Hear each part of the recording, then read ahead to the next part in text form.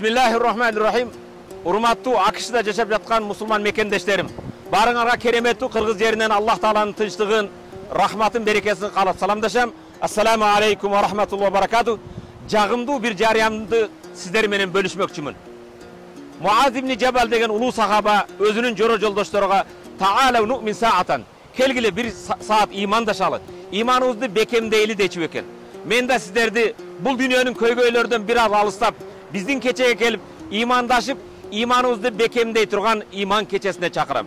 Бул кечеде урматтуу мусулман бир туугандарым, мекендештерим, пенде менен болгон мамилени эмес, Аллах Таала менен болгон мамилени. Бенде менен соода болгон соодаларыбызды эмес, Аллах Таала менен болгон сооданы. Бул дүйнөнүн кирешесин эмес, ахирет ишин сооп, сыйлар жөнүндө сөз кылмакчыбыз. Пайгамбарыбыз саллаллаху алейхи ва саллам өзүнүн бир хадисинде кайсы жерде адамдар топтолуп Аллах Тааланы зикир кыла турган болсо, ал жерге Аллах Тааланын рахматы жаап, периштелер ороп алат дейт. Ошондой Аллах Тааланын рахматы жааган, периштелер ороп алган кечеге баарыңыздарды чакырабыз. Кудайым буйрса бул кечебиз иншалла 26 май күнү Чикаго шаарында, 30 май күнү Филадельфия шаарында, 1-июнь күнү Нью-Йорк шаарында өтмөкчү.